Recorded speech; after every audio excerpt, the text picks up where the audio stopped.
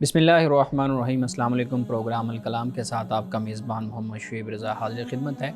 नाज़रीन किराम, इस प्रोग्राम के पहले हिस्सा में हम कुरान करीम की कुछ आयात को समझने की कोशिश करेंगे और दूसरे हिस्सा में अपने अहद के नुमाइंदा सियासी, समाजी, मजहबी मौज़ूआत पे पैदा होने वाले सवालात के जवाबात एक नए नुक्ता नज़र से जानने की कोशिश करेंगे। हमारे साथ शरीक गुफ्तगू हैं जनाब अमानत रसूल साहब। अमान साहब, बहुत शुक्रिया आपके वक्त का। मेरी मुआवनत के लिए मौजूद हैं जनाब अहमद बिलाल। अहमद, बहुत शुक्रिया आपके वक्त का। नाज़रीन किराम, हम गुफ्तगू कर रहे थे सूरतुल कसस पे और सूरतुल कसस की हमने तकरीबन 60 आयात पढ़ ली थी, समझ ली थी। आज उससे आगे हमने चीज़ों को समझना है। मैं जनाब अमानत रसूल साहब से गुजारिश करूँगा कि अपनी गुफ्तगू का आगाज़ कीजिएगा। बिस्मिल्लाहिर्रहमानिर्रहीम। नाज़रीन किराम, आखिरी बात जो हमने कल के प्रोग्राम में की थी वो बात ये थी कि कल क़यामत के दिन अल्लाह सुब्हानहू व तआला उन लोगों से जो दूसरों को अपना माबूद मानते थे कहेगा कि भाई अब बुलाओ जो शुरका हैं। तो लेकिन वो आवाज़ देंगे, उनकी आवाज़ पे जवाब उनकी तरफ से नहीं आएगा। अब इसके बाद अल्लाह पाक फरमाता है कि वयौम युनादीहिम फ़यक़ूलु माज़ा अजबतुमुल मुरसलीन, कि ये वो दिन है क़यामत का कि जब अल्लाह सुब्हानहू व तआला उनको आवाज़ देगा, पुकारेगा और फरमाएगा कि तुमने पैगाम पहुँचाने वालों को क्या जवाब दिया था। यानी यहाँ पर मुरसलीन से मुराद अल्लाह सुब्हानहू व तआला के भेजे हुए पैगंबर और नबी और रसूल मुराद हैं। कुरान मजीद में इस बात को इस अंदाज से भी बयान किया गया है कि कल क़यामत के दिन ये कहेंगे वक़ालू लौ कुन्ना नस्मउ औ नाक़िलु मा कुन्ना फ़ी अस्हाबिस सईर, कि काश हम सुनते और हम समझते और हम इस अज़ाब में जो अस्हाबिस सईर यानी आग का अज़ाब और सख्त जो अज़ाब है हम इसमें मुब्तला न होते। यानी दो बातें यहाँ पर जहन्नमी कहेंगे, यानी जिनको पछतावा होगा कि लौ कुन्ना नस्मउ औ नाक़िलु, कि हम सुनते या हम समझते। ये दो क्वालिटीज़ अगर हम उस वक़्त इस्तेमाल कर लेते जो अल्लाह ने हमें ये सलाहियतें दी थी, तो आज हम आग वालों में हमारा शुमार न होता। और इसी तरह सूरतुल मुद्दस्सिर में अल्लाह पाक फरमाता है कि मा सालकाकुम फ़ी सक़र, कि जो दारोगा होगा जहन्नम का वो पूछेगा कि भाई क्यों तुम लोग जहन्नम में आए, इस आग में आने की वजह क्या है। तो वो कहेंगे कि वलम नाकु मिनल मुसल्लीन, कि हम नमाज़ पढ़ने वालों में से नहीं थे। वलम नाकु नुतइमुल मिस्कीन, हम मिस्कीन को खाना नहीं खिलाते थे।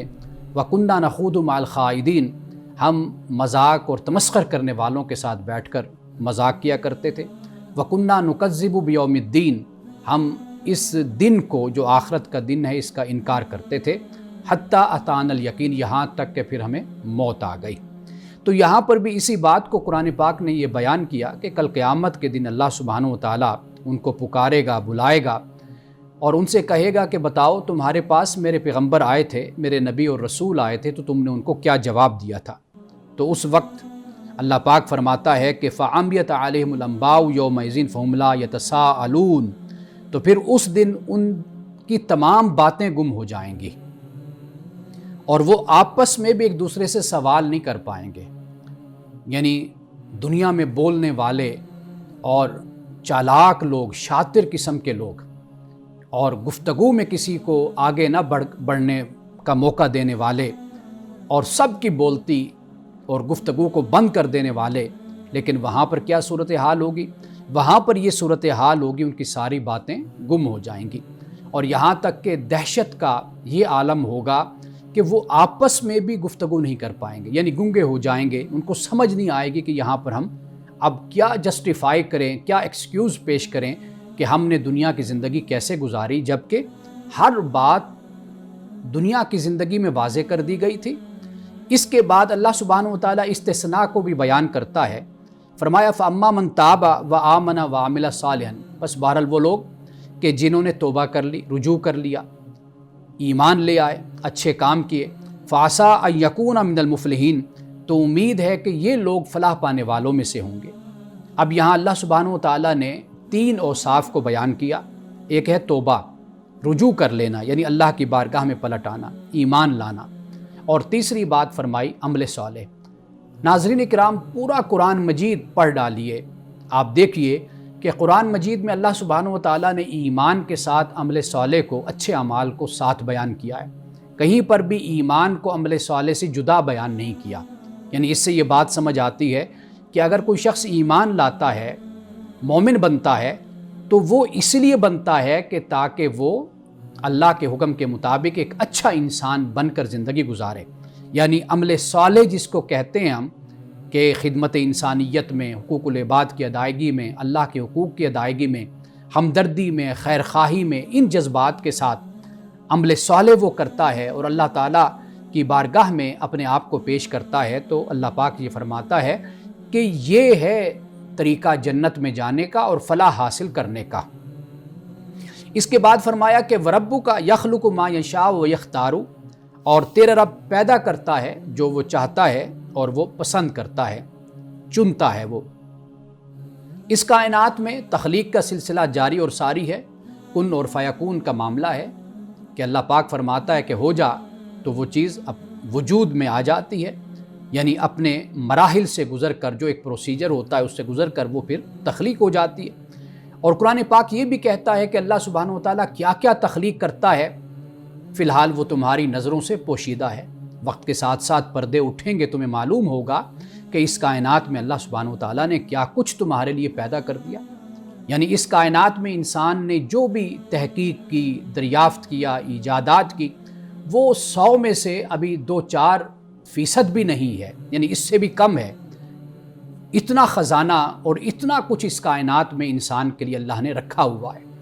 اب اس کے بعد جو وَيَخْتَارُ فرمایا، تو اس سے مراد یہ ہے کہ اللہ سبحانہ و تعالیٰ نبی بناتا ہے، رسول بناتا ہے، اللہ کے نیک بندے زمین پر ہوتے ہیں، لیکن اس کا مطلب ہرگز یہ نہیں ہوتا کہ وہ اللہ تعالیٰ کی حکومت میں، اقتدار میں شراکت رکھتے ہیں۔ یعنی جیسے اللہ کی مخلوق فرشتے ہیں، ملائکہ ہیں، تو ملائکہ ہوں یا کوئی اور اللہ کی مخلوق ہو، انسانوں میں سے کئی انسان بڑے مرتبے کے اور بڑے درجے کے اور بڑے مقام کے لوگ ہوتے ہیں، لیکن وہ اس لیے نہیں ہوتے کہ ان کو معبود بنا لیا جائے، ان کی پوجا شروع کر دی جائے، ان کی اندھی تقلید شروع کر دی جائے، نہیں۔ اللہ سبحانہ و تعالیٰ کی ذات اس کا حق رکھتی ہے کہ صرف اور صرف عبادت اور عبودیت اسی کے لیے ہو۔ تو یہاں فرمایا کہ اللہ پاک جو چاہتا ہے تخلیق کرتا ہے، اور وہ وَيَخْتَارُ، اور وہ پسند کرتا ہے۔ مَا كَانَ لَهُمُ الْخِيَرَةُ، فرمایا کہ ان کے ہاتھ میں کوئی پسند کرنا نہیں، یعنی ان کو یہ اختیار کوئی نہیں حاصل کہ یہ خدا کی خدائی میں شریک ہیں اور شراکت رکھتے ہیں اور ہم منصب ہیں، اور اللہ سبحانہ و تعالیٰ نے ان کو بھی یہ اختیار دے رکھا ہے، یعنی جیسے بارش برسانا ہے، اولاد دینا ہے یا رزق دینا ہے، تو یہ اختیار صرف اور صرف خدا کے پاس ہے۔ آگے فرمایا سبحان اللہ و تعالی عما یشرکون، اللہ پاک اور برتر ہے کس سے، کہ جس کے ساتھ یہ شریک ٹھہراتے ہیں، یعنی جو بت ہیں اور معبودان باطل ہیں، اللہ سبحانہ و تعالیٰ کی ذات ان سے بلند ہے اور اللہ کی ذات برتر ہے۔ آگے فرمایا ربک یعلم ما تکن صدورہم وما یعلنون، کہ تیرا رب جانتا ہے کہ جو کچھ ان کے سینوں میں ہے اور جو یہ ظاہر کرتے ہیں۔ یعنی اللہ سبحانہ و تعالیٰ کے لیے دونوں برابر ہیں، مساوی ہیں، یعنی ایسے ہی اللہ جو ظاہر ہے اس کو بھی دیکھتا ہے، اور اسی طرح جو باطن ہے میں ہے وہ اللہ سبحانہ و تعالیٰ اس کا بھی مشاہدہ فرماتا ہے۔ تو لہٰذا اللہ سبحانہ و تعالیٰ سے کچھ بھی اس کائنات میں چھپا ہوا نہیں ہے۔ اب اس کے بعد فرمایا کہ وَهُوَ اللَّهُ لَا إِلَٰهَ إِلَّا هُوَ، اور وہ اللہ ہے کہ نہیں معبود مگر وہ، وَلَهُ الْحَمْدُ فِي الْأُولَىٰ وَالْآخِرَةِ، اور اسی کے لیے تعریف ہے، حمد ہے دنیا میں اور آخرت میں۔ یہ جو حمد کا لفظ ہے اس کو آپ شکر کے معنی میں لے سکتے ہیں، یعنی ایک تعریف تو وہ ہوتی ہے کہ جو شکر کا تقاضا نہیں کرتی، یعنی مثال کے طور پر آپ ایک خوبصورت سی بلڈنگ کے پاس سے گزرے، آپ نے اسے دیکھا اور آپ نے اس کی تعریف کر دی، لیکن یہاں پر شکر نہیں ہے، صرف تعریف ہے۔ لیکن شکر آپ وہاں پہ کرتے ہیں کہ جہاں پر احسان بھی ہوتا ہے ساتھ، یعنی جس کی آپ تعریف کر رہے ہیں وہ آپ کا محسن ہے، تو تعریف میں بھی شکر بھی شامل ہو جاتا ہے۔ تو لہٰذا لہ الحمد فی الاولی والآخرہ سے مراد یہ کہ اللہ ہی کے لیے حمد ہے، اللہ ہی کے لیے شکر ہے، اللہ ہی کے لیے تعریف ہے۔ وہ اللہ یعنی اس اللہ کی دنیا اور آخرت دونوں میں اسی کی تعریف ہے۔ اور آخر میں فرمایا کہ وَلَهُ الْحُكْمُ وَإِلَيْهِ تُرْجَعُونَ، اور اسی کے لیے فیصلہ ہے اور تم سب اسی کی طرف لٹائے جاؤ گے۔ یہ جو فیصلے کی بات کی، یعنی اسی کا حکم ہے، اسی کا قانون ہے، اسی کا اقتدار ہے، اسی کی حکومت ہے، اسی کا غلبہ ہے، کوئی اس کائنات میں اس کے مقابل میں نہیں ہے۔ تو دنیا میں، آخرت میں، قیامت میں اور اس دنیا میں اللہ ہی کا اقتدار قائم اور دائم ہے، یعنی اول دن سے لے کر قیامت تک اور قیامت کے بعد تک صرف اور صرف اگر اقتدار اور غلبہ ہے تو وہ صرف اور صرف خدا کی ذات کا ہے۔ اور یہ آخر میں فرما دیا کہ انسان کیا ہے، وہ اللہ سبحانہ و تعالیٰ کی سلطنت سے اور اس کے اقتدار سے باہر نہیں جا سکتا، وہ اسی کے اندر ہے۔ زندگی جس طرح چاہے وہ اپنی گزار لے، لیکن خدا کے غلبہ اور حکومت اور ریاست سے وہ کبھی باہر نکل نہیں سکتا۔ جیسے اللہ سبحانہ و تعالیٰ نے سورۃ الرحمن میں اسی بات کو بیان کر دیا کہ جن و انس اگر استطاعت رکھتے ہیں تو پھر خدا کی حدود سے، اختار السماوات والارض، آسمانوں اور زمین کی حدود سے باہر کناروں سے نکل کر دکھائیں، تو کبھی لا تنفذون الا بسلطان، تو طاقت کے بغیر وہ کبھی نہیں نکل سکتے، اور طاقت خدا کے پاس ہے۔ تو یہاں پر اللہ نے یہ فرمایا وَإِلَيْهِ تُرْجَعُونَ، کہ بس آخر جو نتیجہ ہے وہ یہی ہے کہ تم سب لوٹ کر واپس میری طرف ہی آؤ گے۔ عزیزِ کرام، یہاں وقت ہوا چاہتا ہے ایک بریک کا، ہمارے ساتھ رہیے۔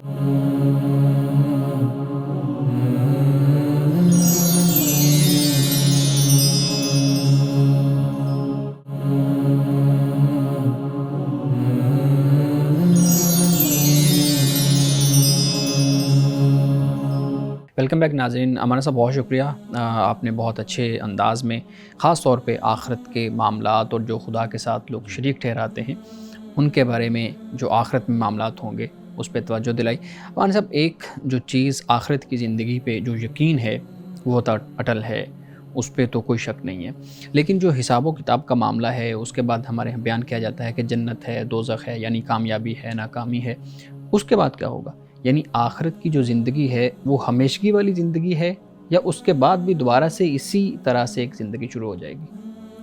قرآن مجید نے اس حوالے سے جو ہماری رہنمائی کی ہے وہ یہی ہے کہ موجودہ جو وقت ہے جہاں ہم جی رہے ہیں، وقت گزار رہے ہیں، زندگی گزار رہے ہیں، اس کو دنیا کہا ہے۔ دنیا وہی ہوتا ہے کہ جو قریب ہو اس کو دنیا کہا جاتا ہے، اور آخرت وہ ہوتا ہے جو آنے والا وقت ہوتا ہے، جیسے وَلَلْآخِرَةُ خَيْرٌ لَكَ مِنَ الْأُولَىٰ، کہ جو آپ کا موجودہ وقت ہے اس سے آپ کا آنے والا وقت خیر ہے، بہتر ہے آپ کا۔ تو لہٰذا آخرت جو ہے وہ اللہ سبحانہ و تعالیٰ نے جو ایک انسان کے حساب و کتاب جہاں پر ہونا ہے، جسے ہم قیامت بھی کہتے ہیں، آخرت بھی کہتے ہیں، یوم الدین بھی اس کو ہم کہتے ہیں، یوم جزا بھی کہتے ہیں، بہت سے الفاظ قرآن مجید نے بھی اس کے لیے استعمال کیے ہیں۔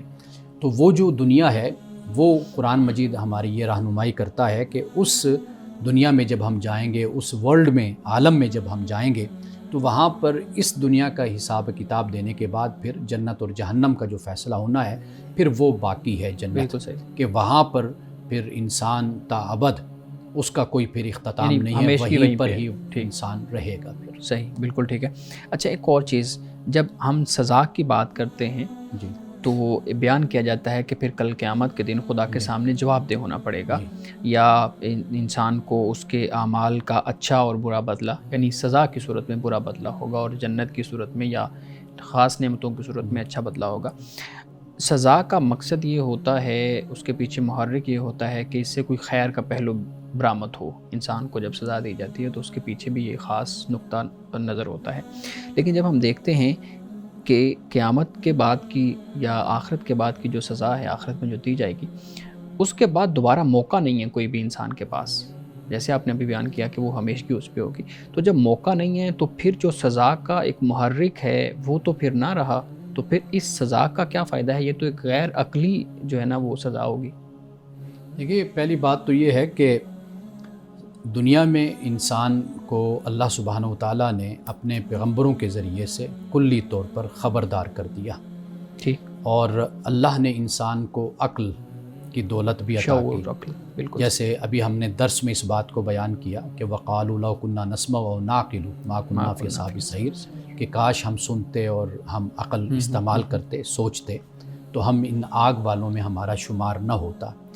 تو جو اللہ کے پیغمبر کی دعوت ہے وہ بالکل کلیئر اور واضح دعوت ہے اور پھر یہ ہے کہ اس سے پہلے اللہ نے جو عقل کی دولت انسان کو عطا کی وہ اسی لیے عطا کی کہ وہ اللہ کے حکم کو سمجھے اور اس کی فرما برداری کرے. اس پہ عمل تو کرے. اللہ سبحانہ و تعالیٰ نے جو یہ کائنات قائم فرمائی، یہ جو اللہ کی ریاست ہے، اللہ کی سلطنت ہے، اب اس کا جو ایک پورا نظام ہے اس کو قرآن پاک نے بیان کیا کہ اس میں انسان کو آخری حد تک یعنی اتمام حجت کر دیا جاتا ہے اور اس کو خبردار کر دیا جاتا ہے. تو جب انسان اس کی ناشکری کرتا ہے اور اس کی نافرمانی کرتا ہے اور جب احسان فراموشی کا مظاہرہ کرتا ہے تو اس کے لیے اللہ تعالیٰ نے پھر آخرت میں جو سزا کا تصور رکھا. سزا جو ہوتی ہے اس کے بارے میں ہمیشہ یہ بحث ہمارے ہاں ہوتی ہے کہ بحث عمل کے مطابق ہے یا نہیں ہے، اس کو ڈیسائیڈ کرنا بہت مشکل ہوتا ہے. صحیح. یعنی آپ کسی بھی سزا پر آپ یہ کہہ سکتے ہیں کہ جی اس نے یہ جرم کیا تو اس کو یہ سزا کیوں ملی، یہ کوئی پیرامیٹر آپ قائم نہیں کر سکتے کسی جرم کی سزا کے لیے. یہ انسان کی عقل اس کو طے کرتی ہے، شریعت طے کرتی ہے، دین طے کرتا ہے، وہ بتاتا ہے کہ بھئی اس کی کیا سزا اللہ سبحانہ و تعالیٰ نے مقرر کی یا انسانی عقل یا انسانی تجربہ اس کو ڈیسائیڈ کرتا ہے. آخرت کا جو معاملہ ہے جو آپ نے جس کی طرف آپ نے اشارہ کیا وہ در حقیقت انجام ہے اس کا کہ دنیا میں اللہ نے پیغمبروں کو بھیجا، ادیان دیے، انسان کو عقل دی، ہر چیز سے اللہ تعالیٰ نے انسان کو لیس کر کے بھیجا، یعنی بار بار یاد دہانی بھی ہوئی، تذکیر اور واعظ اور نصیحت کا معاملہ بھی ہوا. تو یہ اس کی سزا. اور اچھا پھر جہنم جو ہے یہ ہمیشہ کے لیے نہیں، سب کے لیے. یعنی مثال کے طور پر اگر کوئی فاسق و فاجر ہے، مومن ہے، تو وہ ایک حد تک اپنی سزا کو پاتا ہے، پھر اس کے بعد وہ جنت میں چلا جائے گا. تو آخر میں اگر کچھ رہ جائیں گے تو وہ زیادہ تر ایسے ہی لوگ ہوں گے کہ جو پیغمبر کے زمانہ میں تھے اور ان کو پیغمبر کا زمانہ نصیب ہوا، لیکن اس کے باوجود بھی وہ سرکشی اور فرعونیت اور تعصب اور دشمنی اور عداوت اور بغض اور کینہ پر ڈٹے رہے، باوجود ہے کہ ان کے عقل کو باتیں اپیل بھی کرتی تھیں، ان کو سمجھ بھی آتی تھی، لیکن اپنے نفسانی جو جذبات اور احساسات اور خواہشات ہیں ان کی بنیاد پر وہ اللہ کے رسول اور اللہ کے پیغام سے دور رہے اور اپنی خواہشات کی پیروی کرتے رہے. تو یہ پھر ان کے لیے بہت کم تعداد ایسے لوگوں کی پھر جہنم میں رہ جائے گی. بالکل ٹھیک ہے. اچھا مولانا صاحب، چونکہ ہم ان سوالات کو بھی لیتے ہیں جو نوجوانوں کے ذہن میں پیدا ہوتے ہیں، چاہے وہ ایک ملحد کا کوئی سوال ہے، سیکولر کا کوئی سوال ہے، لادین کا کوئی سوال ہے.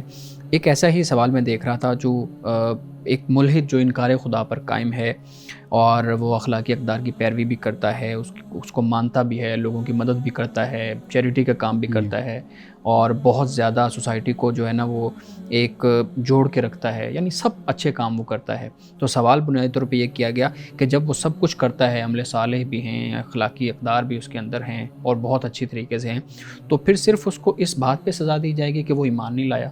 یہ بھی ایک غیر عقلی اور غیر فطری سی چیز لگتی ہے. تو یہ بھی ایک سوال ہے جو نوجوان کے ذہن میں آتا ہے. اصل آپ نے جو صرف لگا دیا نا ساتھ، کہ صرف، حالانکہ یہ صرف نہیں ہے، یہ آپ کی پوری زندگی کا فلسفہ ہے. لیکن وہ پوری زندگی کے معاملات کو تو مان رہا ہے نا. جی میں گزارش کرتا ہوں یعنی پوری زندگی کا فلسفہ ہے. آپ جس کو صرف لگا کر بیان کر رہے ہیں نا، یعنی خدا کو ماننا، یہ بنیادی بات ہے. اگر کوئی نیکی کر رہا ہے، اچھے کام کر رہا ہے، آپ اس سے پوچھ لیجئے کہ وہ کیوں اچھے کام کر رہا ہے. ٹھیک ہے، آپ اسی پر ہی فیصلہ دے دیجئے. یعنی وہ اگر یہ اچھے کام کر رہا ہے، وہ کہتا ہے کہ یہ ایک سماجی دباؤ ہے مجھ پر یا سماجی روایت ہے یا میں ایسے ماحول میں پلا ہوں، بڑا ہوں جہاں مجھے یہ چیزیں ایسی ملی ہیں تو لہٰذا میں ایسے کر رہا ہوں، میرے اس سے کچھ مفادات وابستہ ہیں مادی، میں اس سے مفاد حاصل کر رہا ہوں. میں اگر کسی کی مدد کرتا ہوں تو میری بھی پھر مدد ہوتی ہے، میری دوستی بنتی ہے، لوگوں کے دلوں میں میری خیر خواہی پیدا ہوتی ہے، ہمدردی پیدا ہوتی ہے. میرا ملک کا قانون ہے، مجھے یہ بتایا گیا ہے کہ یہ جو قانون ہوتا ہے یہ مہذب لوگ اس کو فالو کرتے ہیں اور ترقی یافتہ اقوام اس کو فالو کرتی ہیں، تو میں اس لیے فالو کرتا ہوں. بس سمپل اور سادہ سی بات ہے. لیکن اجر اور ثواب جب خدا سے اگر رکھنا ہے کہ جو خالق کائنات ہے، کل قیامت کے دن جس سے ملنا ہے، ملاقات ہونی ہے، اگر اس کی رضا تھی یا وہ پیش نظر تھا یا اس کا حکم پیش نظر تھا تو پھر تو خدا کے ہاں وہ اس جزا کے حقدار بنتے ہیں. یعنی یہ ایسے ہی ہے نا کہ مثال کے طور پر میرا آپ سے ایک تعلق ہے، میں آپ سے تب ہی تقاضا کروں گا نا کہ جب میں نے کوئی نیکی اچھائی آپ کی خوشی کی خاطر کی ہے، بالکل صحیح، آپ کے لیے کی ہے. اگر اتفاقاً اور بائی چانس میں ان چیزوں کو کرتا رہا لیکن میں اس بنیاد پر تو آپ سے کوئی تقاضا نہیں کر سکتا نا. تو یہ در حقیقت فلسفہ ہے جو ہمیں پیش نظر رکھنا چاہیے. ناظرین کرام بقیہ سوالات دیتے ہیں ایک بریک کے بعد، ہمارے ساتھ رہیے گا.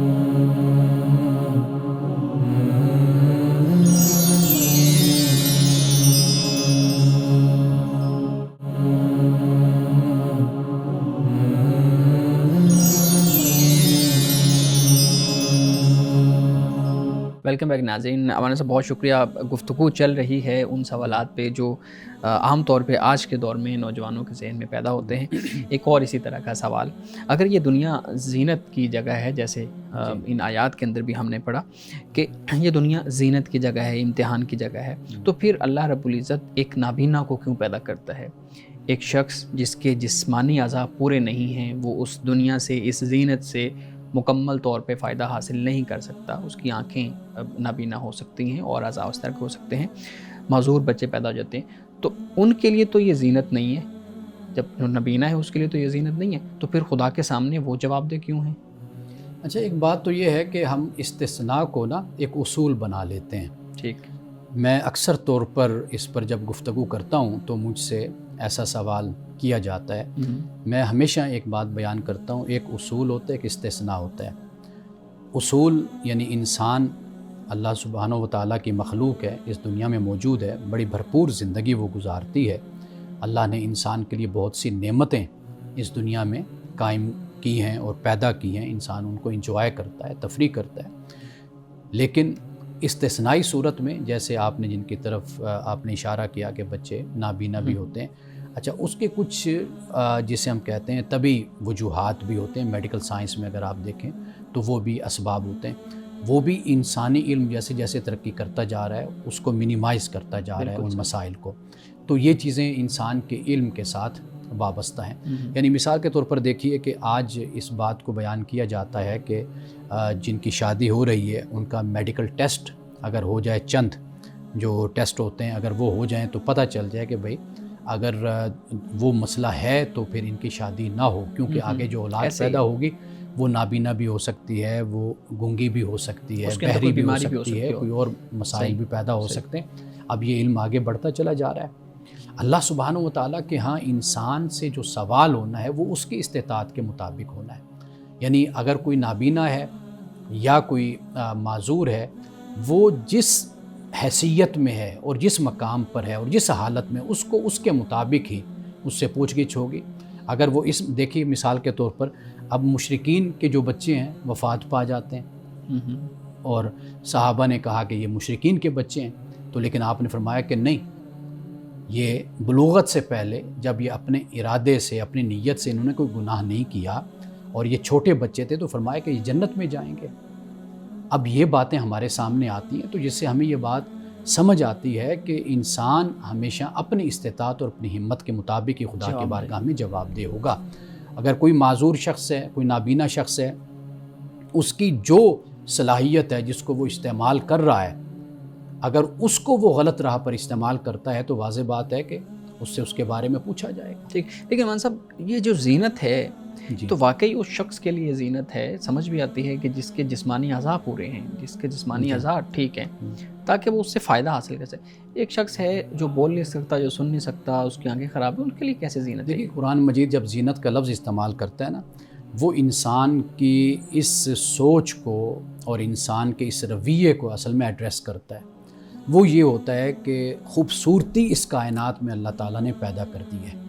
یعنی جسے ہم مال کہتے ہیں، جسے ہم حب و شہوات کہتے ہیں، خواتین، عورتیں ہیں، یا والبنین ہیں، بیٹے اولادیں ہیں، والقناطیر المقنطرہ قرآن نے کہا جیسے ڈھیر سارا سونا اور چاندی، مال اور دولت، عہدے، منصب، ان میں ایک کشش جو ہے یہ ایک زینت ہے کہ جس کی طرف انسان لپکتا ہے. تو قرآن مجید در حقیقت اس طرف اشارہ کرتا ہے. جو شخص جس سطح پر بھی ہے، آپ دیکھیے کہ اس کے لیے دنیا میں ایک چمک ہے، ایک دمک ہے اور ایک اس کا رجحان ہے. دنیا میں ایک کشش تو ہے نا. آپ دیکھیے اسی دنیا کے لیے تو لوگ آخرت کو بھول جاتے ہیں، اور قرآن پاک نے اسی بات کو کئی جگہوں پر بیان کیا ہے کہ اس عارضی زندگی اور فانی زندگی میں لوگ اتنے مست ہو جاتے ہیں کہ وہ مال و متاع کو جمع کرنے میں، اب آپ سیاست کو دیکھ لیجئے کہ کتنا آپس میں مقابلہ، جھگڑا، لڑائی، اختلاف کیا کچھ ہوتا ہے، تو اس کا مقصد کیا ہے؟ وہ پاور گیم ہے ساری. تو یہ در حقیقت قرآن پاک نے اس کو کہا کہ بھئی یہ زینت ہے، یا زخرف کا لفظ بھی کہ جو ایک ملمہ کاری ہوتی ہے کہ اندر کچھ باہر کچھ. دنیا کی حقیقت در حقیقت یہی ہے کہ انسان جتنا بھی جو کچھ بھی کر لے، آخر انسان کو اس دنیا سے آگے جانا ہے اور خدا کے سامنے جواب دے ہونا ہے. بہت شکریہ. بلال صاحب آپ کے پاس بھی کچھ سوالات ہیں تو پلیز ہمارے صاحب سامنے. جی سر، یہ بتائیے گا کہ وسیلے سے دعا مانگنے کا جو تصور ہے، بہت سے لوگوں کی یہ خواہش ہوتی ہے کہ وہ کسی نہ کسی شخص کا، بزرگ کا، کسی صاحب دربار کا یا پھر کسی نبی کا وسیلہ دے کر اللہ تعالیٰ سے دعا مانگے تو شاید ان کو جلدی وہ چیز مل جائے جس کی وہ دعا مانگ رہے ہیں. آپ یہ بتائیں کہ وسیلے سے دعا مانگنا کیسے ہے، ہمیں دین یا شریعت کیا حکم دیتی ہے اس بارے میں؟ دعا ہمیں اس طرح مانگنی چاہیے جس طرح اللہ کے پیغمبر مانگتے رہے ہیں. جی، تمام پیغمبروں کی دعائیں قرآن مجید میں موجود ہیں، اور خاص طور پر رسول اللہ صلی اللہ علیہ وسلم کی دعائیں ہمیں حدیث میں ہمیں ملتی ہیں. آپ دیکھ لیجئے کہ ڈائریکٹ براہ راست خدا سے ہی رابطہ، خدا سے ہی درخواست، خدا کے سامنے گزارش کی ہے. تو ہمیں اپنے انبیاء اور خاص طور پر رسول اللہ صلی اللہ علیہ وسلم کی سنت پر ہمیں عمل کرنا چاہیے، اور اللہ کی بارگاہ میں ہمیں خدا سے مانگنا چاہیے، اور ڈائریکٹ ہم خدا سے مانگیں. اور اللہ کی ذات اور اس کی دربار اور اس کی بارگاہ ایسی ہے کہ وہاں پر بڑے سے بڑا گناہگار بھی وہاں جاتا ہے تو وہاں دروازے اس کے لیے کھلے ملتے ہیں. تو اللہ سے انسان براہ راست اسی طریقے سے مانگے جس طرح قرآن بھی ہماری رہنمائی کرتا ہے، اور جس طرح انبیاء علیہ السلام اور رسول اللہ نے دعا کی. جی سر، یہ بھی بتائیے گا کہ اگر کوئی شخص تبلیغ کرنے کی خواہش رکھتا ہے اور وہ اپنے دوستوں کے پاس جاتا ہے، انہیں خدا کی دین کی طرف دعوت دیتا ہے، نیکی کے کام کی طرف دعوت دیتا ہے، لیکن اسے آگے سے جواب ملتا ہے کہ تم نے اپنی قبر میں جانا ہے، میں نے اپنی قبر میں جانا ہے، بھئی تم اپنا کام کرو. تو ایسا رویہ اگر کوئی شخص اختیار کرتا ہے تو کیا یہ کسی حد تک درست ہے؟ اور جو شخص تبلیغ کر رہا ہے اگر اس کو اس طرح کا جواب مل رہا ہے، کیا وہ اس کے لیے ضروری ہے کہ پھر وہ تبلیغ اسی طرح سے جاری رکھے یا پھر چھوڑ دے اس کام کو؟ یہ سب سے بڑی ذمہ داری اس مبلغ کی اور داعی کی ہے، سب سے بڑی ذمہ داری کہ وہ دیکھے کہ کب لوگوں کا رجحان اس طرف ہے. آپ علیہ الصلوۃ والسلام ہوں یا صحابہ کرام ہوں، ہمیں بہت سی ایسی روایات ہمیں ملتی ہیں ان سے منسوب، ان کے حوالے سے کہ انہوں نے ہمیشہ یہ دیکھا کہ لوگ نصیحت سننے کے لیے کب تیار ہوتے ہیں، ان کا ذہن کب تیار ہوتا ہے، تو وہ تب نصیحت آپ فرماتے تھے. تو یہی معاملہ ہوتا ہے کہ جو بھی دعوت دینے والا ہے، صرف یہ نہیں ہے کہ ویسے کسی کے پاس جا کر اس کو دعوت دینا، گھر کے ماحول میں، ادارے کے ماحول میں، آپ یہاں پر موجود ہیں، یہاں پر بھی یہی ماحول ہونا چاہیے کہ آپ کسی کو اگر نصیحت کر رہے ہیں تو آپ یہ دیکھیں کہ دوسرا آپ کی نصیحت سننے کے لیے تیار بھی ہے یا نہیں، اس کا رجحان ہے یا نہیں. ممکن ہے کہ کوئی کسی کام میں مصروف ہو اور آپ اوپر پہنچ جائیں اور اس کو نصیحت کرنا شروع کر دیں. تو میرا خیال ہے کہ یہ جو ایک بے تکلفی کا ماحول ہوتا ہے، ایک دوسرے سے ملنا جلنا ہوتا ہے، اس میں اگر کوئی انسان دوسرے تک اچھی بات پہنچاتا ہے تو اس ماحول کے مطابق انسان کو یہ کام کرنا چاہیے. جی، اگلے بندے کو ڈسٹرب نہیں کرنا چاہیے. جی، مجھے اس پہ تھوڑی سی بات کرنا ہے کہ ہم نے دیکھا ہے کہ ہمارے ہاں ایک بہت بڑا طبقہ خاص طور پہ تبلیغ اور نصیحت کو لے کے اپنے معاملات جو ہے نا وہ لوگوں تک پہنچاتا ہے، اور وہ الفاظ استعمال یہ کرتے ہیں کہ آپ دین کے لیے وقت دے دیں یا خدا کے لیے وقت دے دیں. اگر وہ ایک مسلم کے سامنے یہ لفظ رکھیں گے تو کیا وہ انکار تو نہیں کر سکتا کہ میں دین کے لیے یا خدا کے لیے وقت نہیں دوں گا؟ وہ تو خوشی سے کھڑا ہو جائے گا. لیکن ہم نے دیکھا ہے کہ راستے میں کھڑا کر کے، ہم نے دیکھا ہے کہ مسجد میں زبردستی لوگوں کو بٹھا کے، یا ہم نے دیکھا ہے کہ اسکول کے اندر بچوں کے پاس زبردستی کلاس سے وقت نکال کے وہ نصیحت کرنا اور پھر اس کو جوڑ دینا کہ یہ چونکہ خدا کی ہم بات کر رہے ہیں تو یہ سب سے امپورٹنٹ ہے. اور دوسری بات یہ، اچھا ایک تو اس رویے پہ، اور دوسری بات یہ کہ بڑے بڑے اسکالرز ہیں جو اسی نقطہ نظر پہ یا اسی طرز عمل پہ جو چل رہے ہیں. بعض اوقات نا صورتحال بھی ایسی پیدا کرتے ہیں کہ اگلا بندہ انکار نہیں کر سکتا. بالکل. وہ عام طور پہ ہمیں سوشل میڈیا پہ بھی پوسٹ آتی ہیں، جو نبی کریم صلی اللہ علیہ وسلم سے محبت رکھتا ہے وہ اس کو لازمی شیئر کرے گا، وہ کبھی اس کو بندہ ریجیکٹ نہیں کر سکتا. بالکل یہ صورتحال. تو یہ جو رویہ ہے یہ بڑا اصل بات یہ ہے کہ جب آپ تبلیغ اور دعوت کو ایک گروہی عمل بنا لیں گے نا، ایک جماعت کا عمل بنا لیں گے، تو وہاں پر پھر یہ مسائل پیدا ہوتے ہیں. یہ وہ عمل ہے کہ جو ہر مسلمان نے اپنی جگہ پہ کرنا ہے اور اس کو کرنا چاہیے۔ قرآن پاک نے امر بالمعروف والنہی عن المنکر کے جو الفاظ استعمال کیے، امر سے مراد حکم نہیں، مشورہ بھی ہوتا ہے، نصیحت بھی ہوتی ہے، واعظ بھی ہوتا ہے۔ تو یہ جب آپ ایک گروہ کے فرد بن کر جب آپ سوچتے ہیں تو آپ کو جو تعلیم دی جاتی ہے، آپ کو جو بتایا جاتا ہے، پھر آپ اسی کو اختیار کر لیتے ہیں۔ آپ یہ سمجھتے ہیں کہ بس یہ اب میری ذمہ داری بن گئی کہ دوسرے کو میں ہر صورت میں اس طرف راغب کروں۔ لیکن اگر ہم تھوڑا سا اس کا پھیلاؤ کر لیں، اس طرح دیکھ لیں کہ آپ بھی مسلمان، آپ بھی، میں بھی مسلمان، ہم سب کو کیا حکم ہے؟ وہ یہی ہے کہ ہم اپنے دائرہ کار میں دین کی طرف لوگوں کو بلائیں۔ یعنی مثال کے طور پر ہم گھر میں ہیں تو ہم گھر میں یہ کام کرتے ہیں، ادارے میں ہیں ہم ادارے میں یہ کام کرتے ہیں۔ تو اس کے لیے کوئی ایسی جماعت اور گروہ کی ذمہ داری نہیں بنتی، یہ ذمہ داری ہر مسلمان کی اپنی اپنی جگہ پر بنتی ہے۔ اور تبلیغ اور دعوت کا انداز یہ بھی نہیں ہوتا، پہلے تو ہم نے ایک بات کر لی نا حکمت کے حوالے سے، جی ٹھیک ہے، لیکن اس سے کہیں زیادہ اہم آپ کا اپنا کریکٹر ہوتا ہے، اپنا کردار ہوتا ہے۔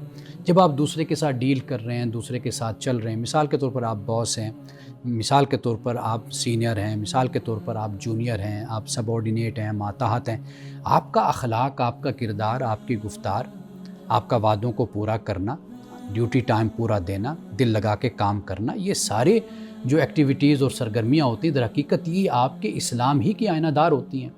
تو لہٰذا میں یہ سمجھتا ہوں کہ جب یہ گروہی عمل بن جاتا ہے نا جی کسی خاص گروہ کا، تو پھر اس طرح کی مشکلات پیدا ہوتی ہیں کہ جو آپ بیان کر رہے ہیں۔ اگر ہم اسلام کو اپنے اندر، اپنے باطن میں اتارتے ہیں اور اپنے عمل کو اس کے مطابق ڈھال لیتے ہیں تو میرا خیال ہے کہ ہم میں سے پھر ہر مسلمان ہی مبلغ ہوتا ہے، لوگوں کو دعوت دیتا رہتا ہے۔ ناظرین کرام، بقیہ سوالات لیتے ہیں ایک بریک کے بعد، ہمارے ساتھ رہیے گا۔